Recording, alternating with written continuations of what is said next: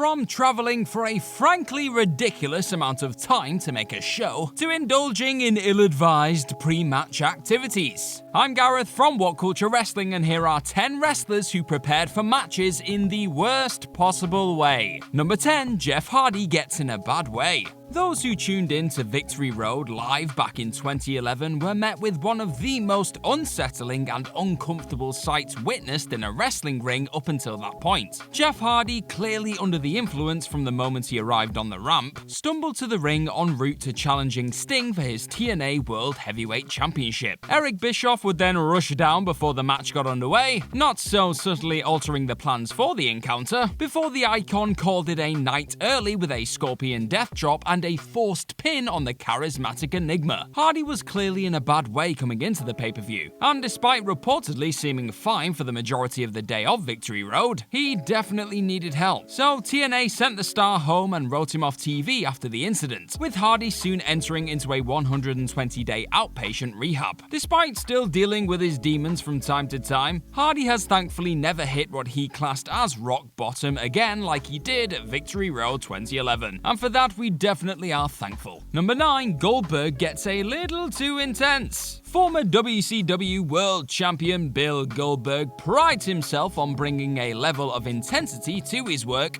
that few in the wrestling industry have ever been able to replicate. However, on a number of occasions, that willingness to ramp up his emotions before strutting out in front of a live audience has come back to bite the man on the ass. During his initial WWE return in 2016, Goldberg famously appeared before a Monday Night Raw crowd sporting an open wound on his forehead. This was all thanks to the WCW Icon's pre-match ritual of slamming his skull into the locker room door to get himself fired up for the task at hand. Taking things up a few ill-advised notches though, Goldberg performed this act once again before his infamous encounter with The Undertaker at Super Showdown in 2019. As you likely already know, that match didn't exactly go to plan, with Big Bill's eventual concussion on the night likely the result of said odd pre-collision with a ring post. Needless to say, there are probably better ways to get your head in the game beforehand. Just ask Zac Efron.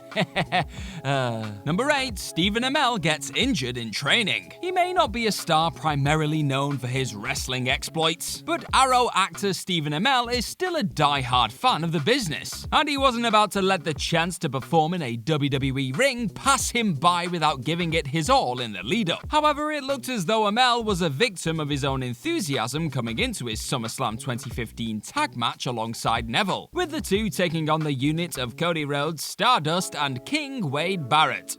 What a time to be alive! Whilst pushing his body to the limit during his quest to get in the best in-ring shape possible, the actor suffered a nasty injury to both his jaw and tongue on the back of an overzealous curl with a bar, cracking the former and having his molars indented into the latter.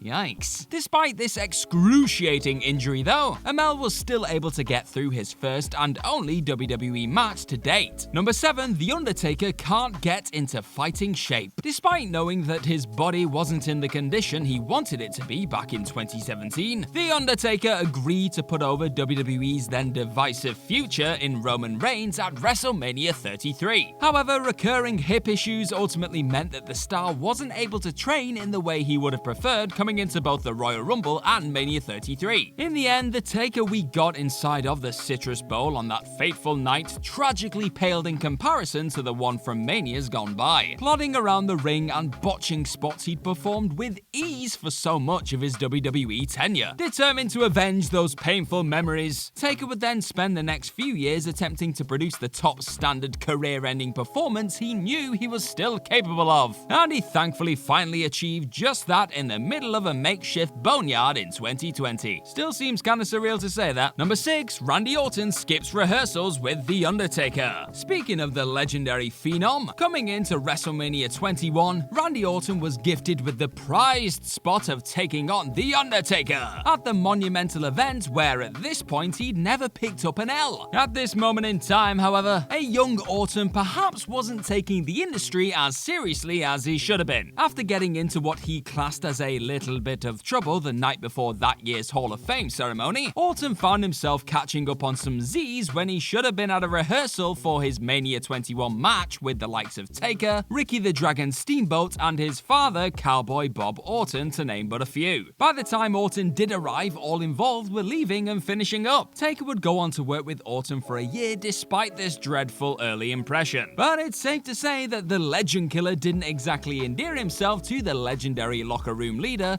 just before arguably the biggest match of the Rising Star's career at that time. This is also a moment the Viper deeply regrets to this day, and it's not hard to see why. Number 5, Hulk Hogan gets involved in a jet ski accident. WrestleMania 9 ended on such a controversial note that the fact the immortal Hulk Hogan strutted into the show sporting the mother of all shiners appeared to get lost in all the main event chaos. According to The Star, the injury was sustained during a freak jet ski accident. The incident apparently resulted in Hogan having 100 stitches under his skin, and he also broke his orbital socket. However, if you believe Jim Cornette's recounting of the tale, Hogan's injury was actually brought about by none other than the Macho Man Randy Savage. Cornette revealed on his drive-thru show that Miss Elizabeth had gone to stay with Hogan's wife Linda. Upon finding out that Elizabeth was at the Hogan household, and realizing the Hulkster hadn't informed him about this, Macho Man decked Hogan with a punch. Regardless of which story you believe, walking into one of the biggest nights of the year with a monstrous eyesore in more ways than one likely made for a difficult evening all round. And it even almost resulted in the iconic star being pulled from the event altogether, which would have been one hell of a blessing in disguise looking back. Number 4, Big Show eats some bad grub the night before a show and pays for it. We've all been there, blissfully enjoying a plate full of seemingly harmless grub, only to spend the next 24 hours hanging over a toilet seat in various positions. Unfortunately for the Big Show though, the catastrophic results of some ill-timed food poisoning chose to kick into gear at a time when there wasn't a bathroom in sight. The now AEW man consumed the chow during a WWE tour in 2003 that saw the company travel to South Africa. Then later on in the evening, Show found himself locking up with the last person on planet Earth you want to come face to face with on a dicky stomach,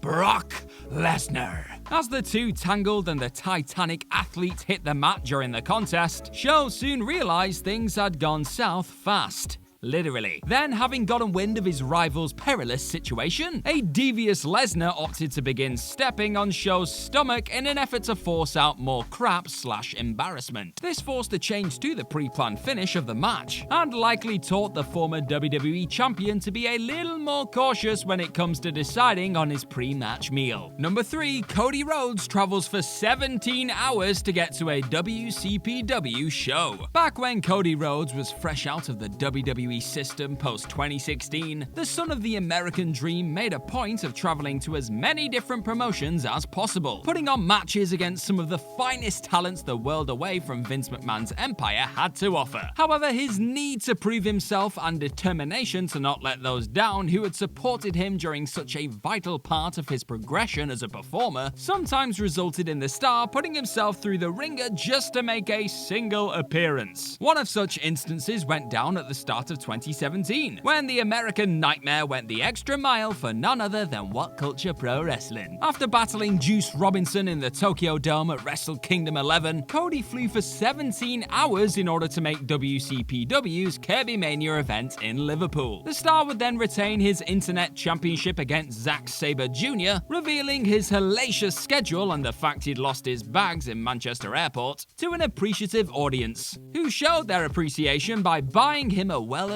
beer there and then. What a champ. Number 2, Christian goes to the wrong town and drives for 4 hours to make the right one. Around the time Christian and Randy Orton were feuding over the World Heavyweight Championship both on screen and on the house show circuit in 2011, stars would usually be given a hard copy of a calendar with all of the dates they were required for on it. So upon checking over this all-important document, Christian found that his next WWE show would be going down in Springfield, Missouri. Ever the professional, the former world champion opted to get to the hotel early, fitting a decent workout and meal in before he was needed at the arena. However, when Christian finally made it to the building, a quick phone call to a WWE official soon made it clear that he was in the completely wrong town. The WWE circus was actually in Cape Girardeau that night, a change that had been made 2 weeks earlier unbeknownst to Christian. Despite driving for 4 hours and doing everything in his power to make the town, Captain Charisma would devastatingly turn up at the show just as his replacement made their way down the ramp. And a heartbreaking return to Springfield was all he had to show for his valiant efforts in the end. Number 1. Stone Cold Steve Austin spends the night in hospital. By the time Stone Cold Steve Austin had made it to WrestleMania 19 to face The Rock in what would be his final ever match, the Texas Rattlesnake had been going hard for over a decade. Unfortunately, on the night before this epic last hurrah, those years of punishment well and truly caught up with him. Moments after completing a workout with Kevin Nash, Austin felt his heart beating at an alarming rate and was soon rushed straight to hospital. Doctors eventually clocked that the star was severely dehydrated, something Austin later revealed was likely brought on by drinking too much wine, coffee, and energy drinks up until that point.